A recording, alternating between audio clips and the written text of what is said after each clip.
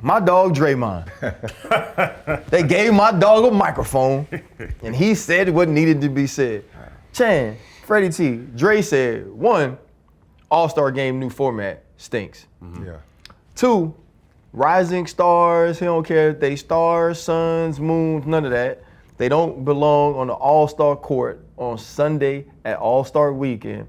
And he said, Bron shouldn't have waited so long to say he wasn't going to play. Of all of those things, Freddie T, what interests you the most about what Draymond did this weekend? I think what interests me the most is Draymond. Love him or hate him, he's black and white. He doesn't sugarcoat anything. You know, he doesn't straddle. He's gonna speak what's on his heart. And I think he's right.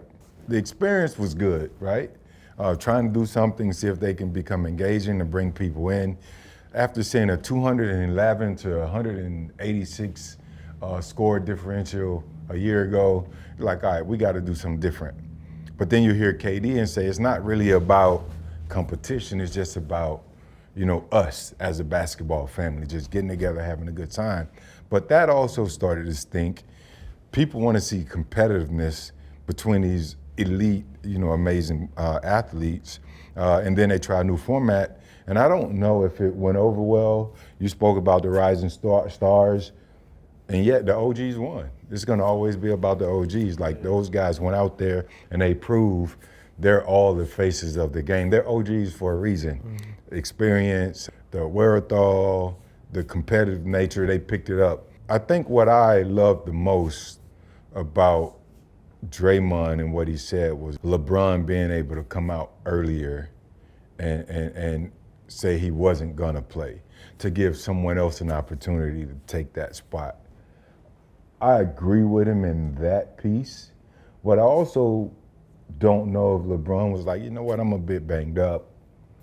I don't love this format, and I would be sacrificing putting my team in a better position to actually try and go out there and win after we've acquired Luka Doncic, versus entertaining, you know, doing this meaningless thing around All-Star Weekend. So I really don't know the answer to that, other than maybe LeBron just sees this as his maybe last shot to go and get a championship, so he wants to get healthy coming out of the All-Star break.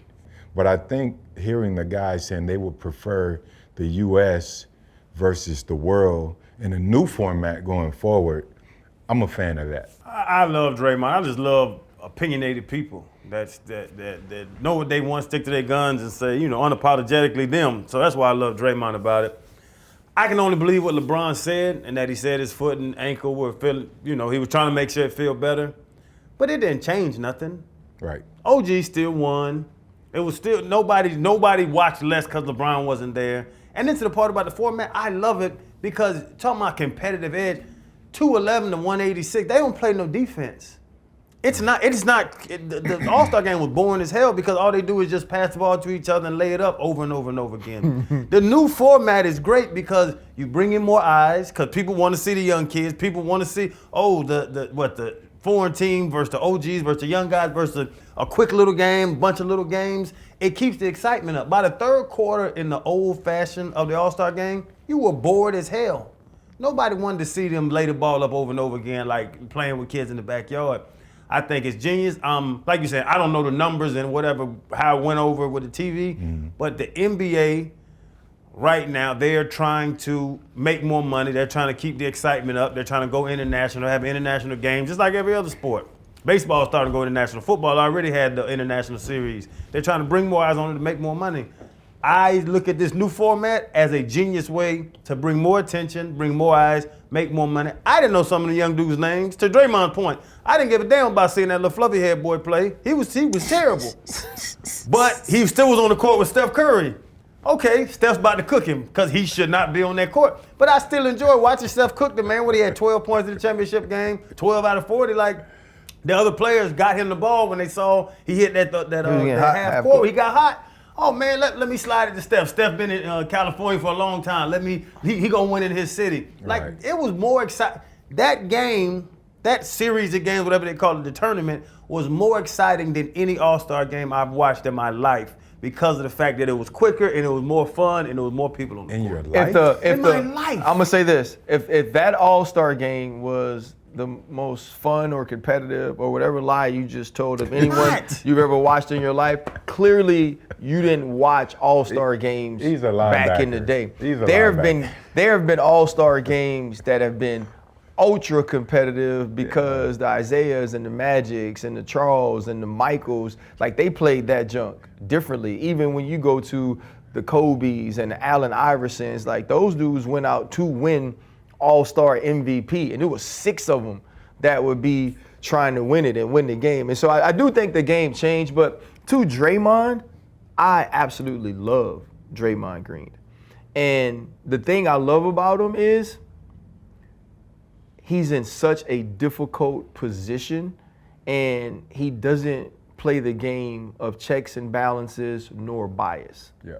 Now, I don't know how good the way Draymond does his job is for friendships and relationships, right? But I get that too. You know, like I'm not close to Tyreek Hill, but Tyreek Hill got an opportunity to get in front of me and say, I don't like that you did this. And as a man first, and as a former player second, and an analyst third, I had to be able to give him an answer. I had to be able to stand on business about what I said in a respectful manner because my intent wasn't negative. Draymond has to do that, but he got to go back in the locker room. He got to go back to meetings with Adam Silver. He got to go drink wine with LeBron James. Like, that's his homeboy. In Santorini. Right?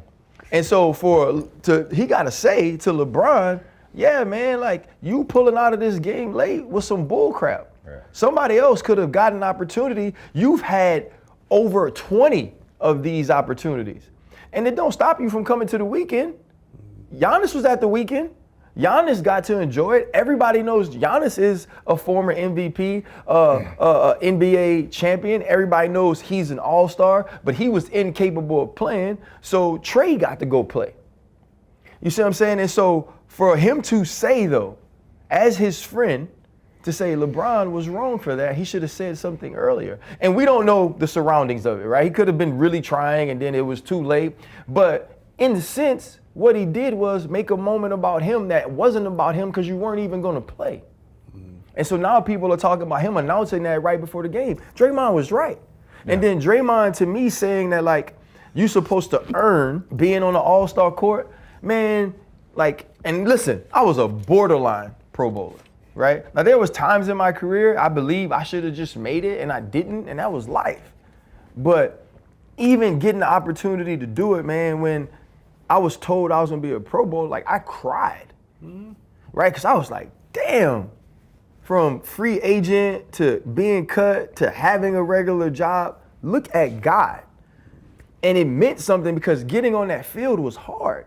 Whereas, like, if you put the Rising Stars out there, hell, they didn't play like Friday, Saturday, and Sunday. Like, they just out there to be dum-dums. And the hopes is, right, that the OGs and these dudes that really play all the time are like, I can't let these young boys beat me. They don't even deserve to be out here, so I'm going to raise my level of play. They playing mind games. Don't play mind games. And so, to me, I love the fact that Draymond was honest about this weekend. I think the weekend still needs a lot of tweaks. The one tweak it doesn't need is the dude that's on the mic. Allow Draymond Green to keep talking because he's just speaking truth to power and light. And I agree with everything he said about this weekend and all the folks. And bottom line is, until somebody else get into the dunk contest, Mac McClung is just going to keep winning dunk contest in Black History Month. And ain't nobody doing nothing about it. You know what? I agree with you on that, but I disagree with Kenny Smith when he's told Vince he's coming for him as the greatest dunker of all time. Vince wasn't using props. Mac is amazing, but he's not coming for him as the greatest of all time now. Is definitely in the top 2 of dunk contest dunkers of all time. Creativity? Well, dunking is creativity, yeah. But Vince didn't use props. They weren't using props. But here's the thing, though. So the dunk contest has evolved, right? Yeah. Every dunk you can do without props, everybody had already done. But I'm going to say this. You look at Mac McClung's dunk. Amazing. The last joint where he tapped his eye is at the rim. Vince Carter 6'6", 6'7". I just saw Vince in New Orleans. Yeah. This dude 6'1", 6'2". And so to say that there are dunks that Vince did that he can't, I don't agree with that. And so don't get me wrong. Without props, there's nobody better than Vince. Yeah. But Matt McClung is the best, to me, dunk contest dunker that's ever lived. What? You sound like Kenny Smith, bro. Now, Aaron Gordon, Zach was LaVine, impressive. the best dunk contest I've ever seen. Yeah, that was right? crazy. And Yeah. some of the things they were doing are like what led to the Mac McClung sort of dunks. But nobody's ever been more creative. And now, it's like everything else, right? You see something at some point and you build on it, right? Like the dude spinning on hoverboards and stuff. Aaron Gordon had the dude spinning on hoverboards, but he was like, hey, I'm gonna let the dude spin on the hoverboard. I'm gonna have one on the ladder. I'm gonna dunk 2 balls. Like everything he did was taking the step up, and we have to keep remembering he's not tall. It looks better when you're shorter. It Hey. does, because like you're flying, their feet be Yeah, 7 feet off bruh. the ground. That's why them short dudes look better. I tell you who needs to do it. That damn John Morant. So the new thing. That's who he needs to Okay, do. how about that though? But Ja said Mac might make me do it. Then Giannis said he was gonna do it. Nobody want to see Giannis. He's too tall. But when he said that, Ja also tweeted Aaron Gordon and Zach LaVine, and they was like, "Well, shoot, we might jump in it too." Now, if that ever happens, which it's not, We right? talking. They just tease it. They ain't gonna do it. But to me though, there's this, and this is just my opinion. There's this guy who probably is good enough to play in the NBA, who can't get to the NBA. He's been like 2-time leading scorer, G League MVP. The man has made double plus, like 70% more money in dunk contests than he has in his NBA or G League career. That just keeps coming up to the NBA and winning the dunk contest. And not for nothing, and I don't want to hear all this gotta be about race. He's a short white boy based on basketball. That's a problem. That's an NBA problem that nobody can beat him. Right. I don't care what nobody say. Wow. And so somebody got to step up and do it. Well, we got to up the money. But that's what we keep going back to, which is great. I'm glad you segue into that. Talking about Ja and the tweets, and the NBA is a business of stars, right? I think partially Luka's in LA, but that's a whole separate conversation. As it pertains to the All-Star game, it's about being competitive. It's about aligning your stars in the right events or whatever, 3-point contest, dunk contest, all these skill challenges, etc. That's all the fans want to see. They want to see the faces of the game in these events. Like, you can't water it down. You know, I want to see the Ja Morants, who I see all season as exciting. Even Giannis, yeah, he's tall, but it's Giannis. You know what I'm saying? And even LeBron, they kept saying LeBron, the dunk contest died down because you didn't enter it.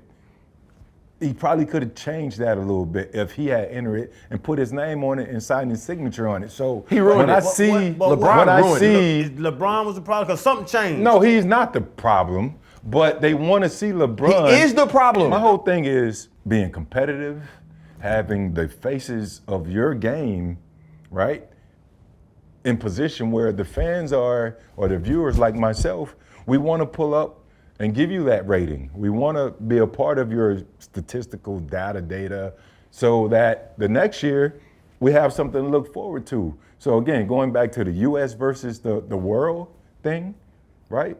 I think I would love that. As much as this format, I didn't love it, but I would really enjoy to see what the actual American US players can do versus the world NBA players can do, because that's been a thing of topic that outside of the Olympics, who has the better ballers? Because it's evolved around the world. The NFL doesn't have Serbia, France, all them people have some things. But listen, Greece, y'all Nigeria. yelled at me saying that I'm crazy to say that this is the better All-Star game I've watched. Because back when Jordan and Dominique and them boys played, they was really out there trying to work each other. At some point it changed, and with the dunk contest, it changed. Back with Jordan, they not letting Matt McClung from the G League come up and dunk with them dogs. Nah. Why is Ja running from it? Why is Aaron Gordon running from it? Why is Levine running from it? Y'all boys can fly. Show the world you can fly. It used to be pride. There is no pride in All-Star Weekend anymore. If I'm on the team, now I'm an All-Star. Now I can get my max deal and my double max and all because I'm on the All-Star team and all that stuff. And that's all the boys care. They don't have pride in that. They're not going to go, to your point, they are not going into U.S. versus the world like they go into the Olympics. They gonna be down there bullshitting like they bullshitted for the last 10 years. Nah. Yes, they are, Fred. Nah, you just said pride. It's They U.S. don't have no pride. That's why nobody is involved We have anymore. to incentivize it. It's U.S. versus the world. And I'm about to take a week vacation with my old lady and chill. They But you kiss just my ass lied about about this game. the All-Star game altogether. Paul George scored 2 points before that. He was chilling with his wife, and he was just as happy. I love Paul. 211. I got 211 million. So I let Freddie finish. But my point was, we was going to go off on this whole tangent. It's LeBron's fault. I want to That's hear. where it turns. And here's why I it's love LeBron. RC, and Here's I wanna why hear it's your LeBron's take. fault. Michael Jordan, Dominique Wilkins, Kobe Bryant, Vince Carter, all of the best basketball players that were also incredible dunkers and leapers won the dunk contest. All of them. Yeah. All of them did it. Now, Kobe only did it the one time. He got in, he did it, done, right? Mike and Dominique had their years of doing it. Vince Carter, when we understood that he was the best dunker in the world and he was an all-star, he put it to the test. He said, look, I'm gonna go show y'all. And then he was done. He didn't have to come back. Zach LaVine and Aaron Gordon, they don't need to come back for Mac McClung because they had two of the best ever, right? So you don't have to do that. When LeBron didn't do it, it gave everybody else a pass to do it.